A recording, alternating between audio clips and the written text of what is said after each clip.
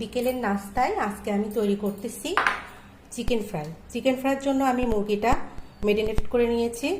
আমি হলুদ, মরিচ, লবণ এবং কর্নফ্লাওয়ার দিয়ে এবং সয়া সস দিয়ে মুরগিটাকে, আদা রসুন বাটা দিয়ে মুরগিটাকে মাখিয়ে রেখেছি। এবার আমি আটাটাকে লবণ, একটু হলুদের গুঁড়া, একটু মরিচের গুঁড়া, সামান্য ধনিয়া গুঁড়া এবং কর্নফ্লাওয়ার দিয়ে এটাকে মাখিয়ে রাখবো। কর্নফ্লাওয়ার দিয়ে একটু নেড়ে চেড়ে তারপর মুরগির মাংসটাকে দিয়ে আমি তেলের উপর ভেজে নেব।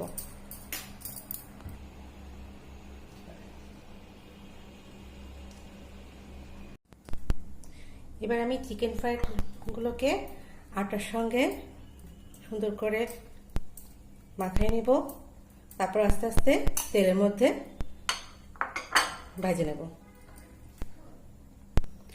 চুলায় তেল গরম হয়ে গেছে, আমি এখন চিকেন ফ্রাইগুলোকে আস্তে আস্তে ছেড়ে দেব।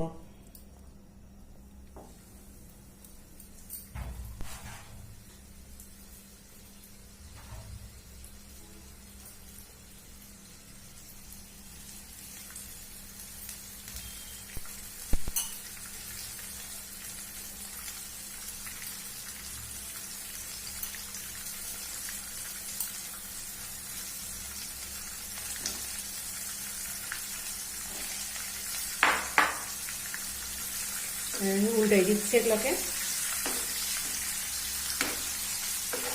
এপাশ ওপাশ দুপাশ ভালোভাবে ভাজতে হবে। এই চিকেন ফ্রাইগুলো খুব ক্রিস্পি হয়, খুব ভালো লাগে খেতে। আপনারা বাসায় চেষ্টা করে দেখবেন, ট্রাই করে দেখবেন, আপনাদেরও অনেক ভালো লাগবে।